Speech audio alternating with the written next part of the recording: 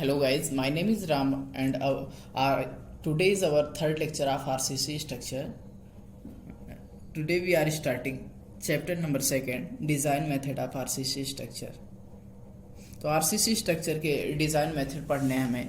तो ये last lecture में हमने WSM, LSM और ULM के बारे में थोड़ा बहुत डिस्कस किया था, जो तुम्हारे सिलेबस में है WSM और LSM। ठीक है, तो वो कार्यकारी प्रतिबल विधि है और सीमांत प्रतिबल विधि है। तो कार्यकारी प्रतिबल विधि क्या होता है, इसके बारे में थोड़ा बहुत पिछले लेक्चर में डिस्कस किया था। तो क्या होता है, कार्यकारी प्रतिबलों को आधार मान के डिज़ाइन किया जाता है। स्टील और कंक्रीट को इलास्टिक मान के डिज़ाइन किया जाता है, परंतु कंक्रीट इलास्टिक होता नहीं है, इलास्टिक मटेरियल नहीं होता है। इसमें फैक्टर ऑफ सेफ्टी कंक्रीट का लेते हैं 3 और स्टील का लेते हैं 1.8। ठीक है, नेक्स्ट हेडिंग देखते हैं एजम्पशंस ऑफ WSM की संकल्पनाएं। ठीक है, देखते हैं इसमें क्या होता है। Plane section remains plane before and after bending. हमें इसमें पता होता है कि प्लेन सेक्शन बेंडिंग के पहले और बेंडिंग के बाद में भी प्लेन ही रहेगा। कार्यकारी सीमा के अंदर यानी अंडर वर्किंग स्ट्रेस स्टील और कंक्रीट दोनों को इलास्टिक माना जाता है। यानी within elastic limit steel and concrete both will be considered as elastic material. Next point है stress proportional to stress up to proportionality limit. यानी लिमिट ऑफ प्रोपोर्शनलिटी लिमिट के अंदर स्ट्रेस और स्ट्रेन दोनों प्रोपोर्शनल होते हैं, यानी कि लीनियरली वेरी करते हैं। अगला पॉइंट है, नेक्स्ट पॉइंट है no initial stress during reinforcing. इसका मतलब है जब रीइंफोर्स्ड यानी स्टील की रॉड को सीमेंट कंक्रीट के अंदर इंसर्ट करते हैं तो स्टील और कंक्रीट दोनों में कोई भी स्ट्रेस यानी कोई भी प्रारंभिक स्ट्रेस नहीं होता है। Young modulus of elasticity of steel is more. Steel की यंग मॉडुलस ऑफ इलास्टिसिटी यानी ES ज़्यादा होती है। ठीक है, जिससे इजिली कैन बी मतलब जिससे यानी यंग मापांक ज़्यादा होती है, जिसकी वजह से हम स्टील को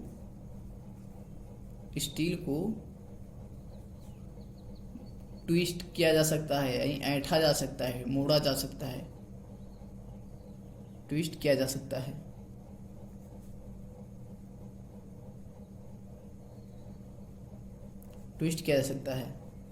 ठीक है, नेक्स्ट पॉइंट देखेंगे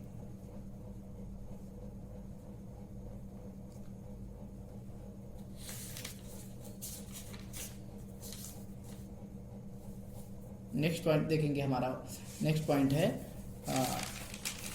मॉड्यूलर रेशियो यानी मापांक अनुपात। मॉड्यूलर रेशियो इसे हिंदी में लिखेंगे मापांक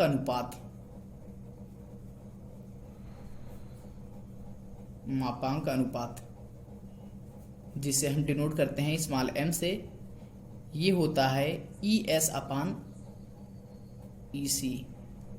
यानी मॉड्यूलर रेशियो को डिफाइन करेंगे तो ऐसे करेंगे, it is the ratio of Young modulus of steel to Young modulus of concrete.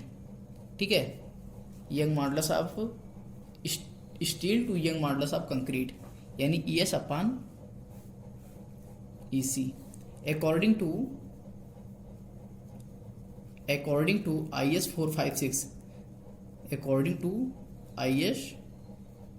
456 2000 code में जो दिया है उसके आधार पर हम यंग मापांक को लिख सकते हैं 280/3 सिग्मा CBC। ठीक है, 280/3 सिग्मा CBC। अगर अभी हम देखें तो स्टील, अभी ऊपर लिखा है मैंने कि young modulus of steel is more जिससे हम स्टील को ट्विस्ट किया जा सकता है, जिससे हम स्टील को ट्विस्ट कर सकते हैं या किया जा सकता है। इसका मतलब स्टील का यंग मापांक कंक्रीट के यंग मापांक से ज़्यादा होता है। अगर हम देखें तो स्टील के 3 ग्रेड हैं जो हम पहले पढ़ चुके हैं अभी, FE 250, FE 415, FE 500। ठीक है, इसमें इन तीनों के लिए यंग मॉडुलस ऑफ स्टील यानी स्टील का यंग मापांक तीनों के लिए सेम होगा, यानी ES क्या होगा 2 × 10⁵ न्यूटन पर mm²। इसे हम पहले पढ़ चुके हैं। ठीक है, लेकिन इसमें तीनों का सेम होगा। स्टील का कोई भी ग्रेड ले लें लेकिन सबका यंग मापांक सेम रहता है। लेकिन इसमें देखते हैं कंक्रीट के लिए, तो कंक्रीट के लिए यंग मापांक होता है, फार्मूला इसका 5000√FCK। FCK की बात हम पहले कर चुके हैं। FCK क्या होता है? Characteristic compressive strength of concrete. Concrete की अभिलक्षणिक स्ट्रेंथ यानी सामर्थ्य। FCK क्या होता है? लिखेंगे characteristics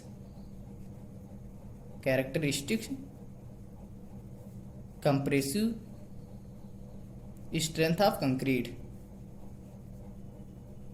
characteristic compressive strength of concrete. अब हम ग्रेड की बात जैसे करें कि मान लो M25 का बताओ कितना होगा, तो लिखेंगे EC = 5000√FCK। FCK जगह पे कितना रखेंगे? FCK के जगह पे रखेंगे 25। ठीक है, अगर हम मल्टीप्लाई करेंगे तो ये अंडर रूट में है तो बाहर आएगा तो 5 आएगा, तो 5 × 5000 कितना हो जाएगा? 25,000 हो जाएगा। 25,000 न्यूटन पर mm²।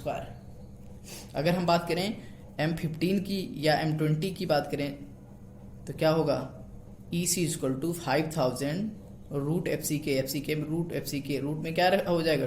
20, तो ये समथिंग आएगा, इससे यानी कम ही आएगा और वैल्यू। ठीक है, यानी कि EC की जो वैल्यू है वो हमेशा ES से कम होगी, और EC की वैल्यू सब ग्रेड के अकॉर्डिंग यानी young modulus of elasticity of concrete, यानी कंक्रीट का यंग मापांक कंक्रीट के ग्रेड पर डिपेंड करता है, लेकिन स्टील का यंग मापांक स्टील के ग्रेड पे डिपेंड नहीं करता है। ठीक है, आगे देखते हैं अगला पॉइंट।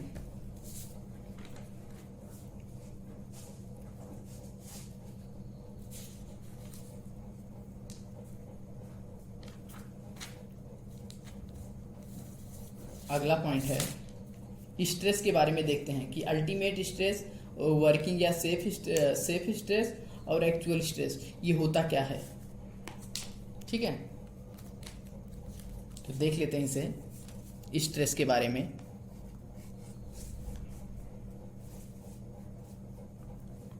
स्ट्रेस के बारे में यानी प्रतिबल।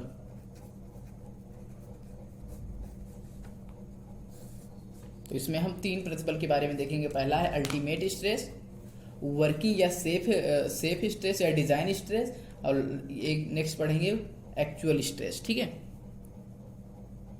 तो तीनों के बारे में थोड़ा ऐसे ही डिफाइन कर लेते हैं, क्योंकि अगर हमें बताया जाए कि वर्किंग स्ट्रेस, तो वर्किंग स्ट्रेस समझ में आ जाए कि वर्किंग स्ट्रेस कौन से स्ट्रेस की बात कर रहे हैं।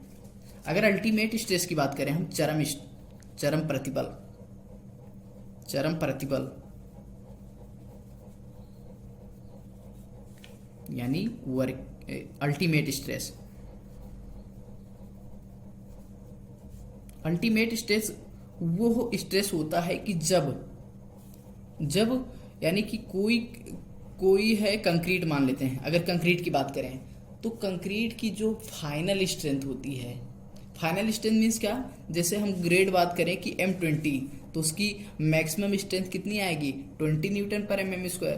तो वो 20 स्क्वायर है, यानी जस्ट जहां पर जितने स्ट्रेस पे जस्ट वो सैंपल या वो कंक्रीट जस्ट फेल होने को यानी फेल हो जाए, तो वो स्ट्रेस होता है अल्टीमेट स्ट्रेस। यानी उसका जो यानी किसी खंड पर जैसे जैसे भार बढ़ाते जाते हैं उसमें प्रतिबल का मान बढ़ता जाता है, फाइनली एक ऐसी स्थिति आ जाती है, एक ऐसी स्थिति पहुंच जाती है जिस पर अवयव जस्ट विफल हो जाता है। यानी कि जैसे विफल हो गया तो वो स्ट्रेस जिस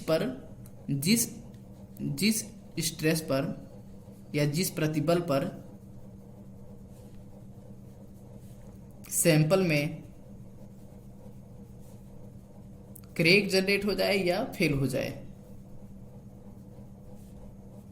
क्रैक जनरेट हो जाए या फेल हो जाए,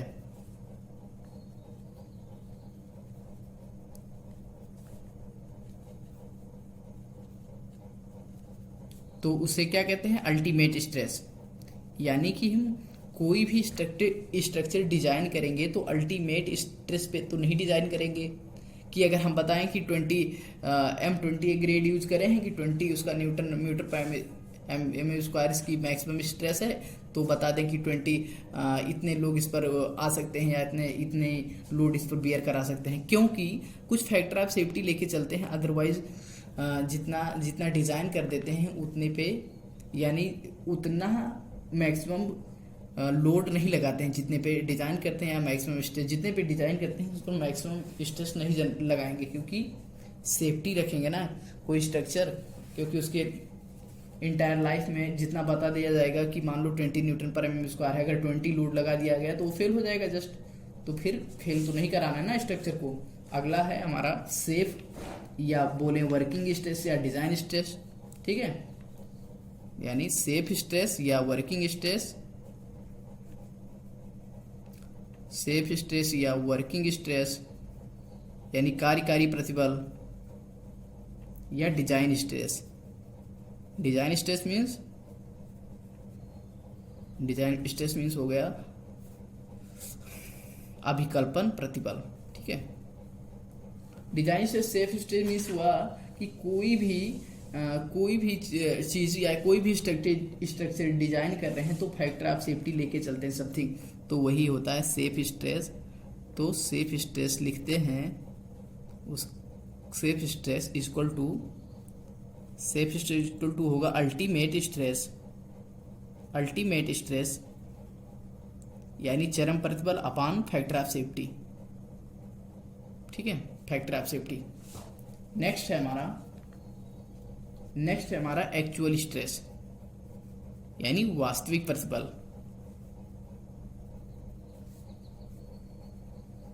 वास्तविक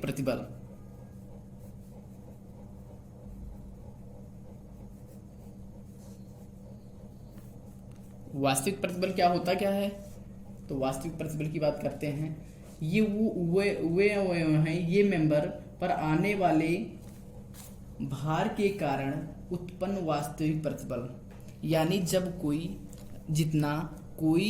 कोई लोड लग रहा है भार पर आने वाले प्रतिबल, ठीक है, यानी किसी मेंबर पर भार के कारण उत्पन्न प्रतिबल वास्तविक प्रतिबल कहलाता है। यानी मान लेते हैं 100 किलो न्यूटन लगा दिया कि कुछ एरिया, मतलब मान लो समथिंग एरिया पे 1 मीटर स्क्वायर पर, तो इसका स्ट्रेस क्या होगा, 1 मीटर स्क्वायर पर आया है 100 किलो न्यूटन का भार, तो एक्चुअल स्ट्रेस यही होता है। एक्चुअल स्ट्रेस 100 किलो न्यूटन कितने एरिया पे 1 मीटर स्क्वायर पे, तो ये क्या हो जाएगा 100 किलो न्यूटन पर मीटर स्क्वायर, यानी कि जो एक्चुअल में लग रहा है प्रतिबल वही लोड लग रहा है जितने एरिया पे, तो उस लोड को उस एरिया से जितने क्रॉस सेक्शन में लग रहा है उस एरिया से डिवाइड करके हम एक्चुअल स्ट्रेस ज्ञात कर लेते हैं, ठीक है। अब हम पढ़ेंगे आगे अल्टीमेट स्ट्रेस, सेफ स्ट्रेस और एक्चुअल स्ट्रेस के बारे में पढ़ लिया, ठीक है। अब equivalent area of steel reinforced section देखेंगे, यानी परबलित कंक्रीट खंड का समतुल्य क्षेत्रफल, इक्विवेलेंट एरिया ऑफ ये रीइंफोर्स्ड सेक्शन, देखेंगे इक्विवेलेंट एरिया ऑफ ये रीइंफोर्स्ड सेक्शन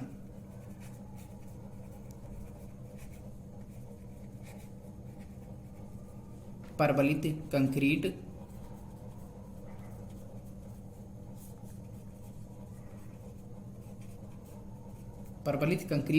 खंड का समतुल्य क्षेत्रफल।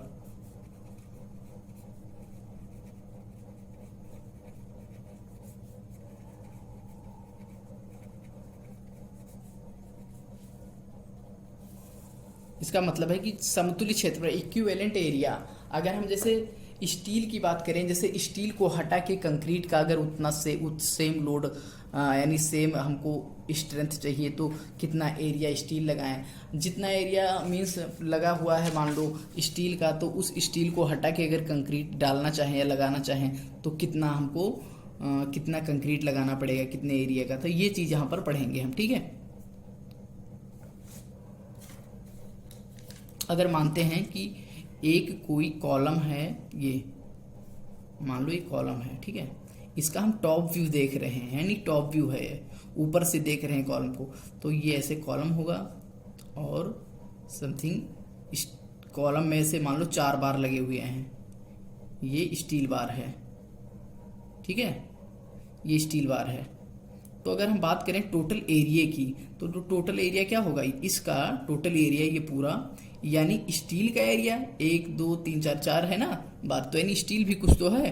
तो टोटल एरिया अगर बात करें तो कंक्रीट का एरिया प्लस स्टील का एरिया, कंक्रीट का एरिया प्लस स्टील का एरिया, तो कंक्रीट का एरिया और स्टील का एरिया अगर बात करें तो load into load equal to क्या होता है, stress into area, stress into area. तो स्ट्रेस क्या हो जाएगा, स्ट्रेस हो जाएगा जो कंक्रीट का स्ट्रेस कंक्रीट में लग रहा है, तो कंक्रीट में जो स्ट्रेस लग रहा है यानी कि sigma C B C into area किसका, कंक्रीट का एरिया, ये इसका हो गया। कंक्रीट की बात कर लिए, फिर अब स्टील की बात करेंगे तो स्टील का एरिया ए एस टी न sigma S T into A S T, यानी कंक्रीट में स्टील में जितना स्ट्रेस लग रहा था इंटू एरिया ऑफ स्टील, तो sigma C B C into area of concrete plus क्या हो जाएगा M sigma C B C into A S T. Sigma C B C यहाँ अगर कॉमन ले लेंगे तो क्या बचेगा, A C plus M A S T, यानी अगर लोड की बात करें, टोटल लोड मान लो हमारा, लोड ही लिखा रहने दो, चाहे पी से डी नोट कर दो मान लो, तो ये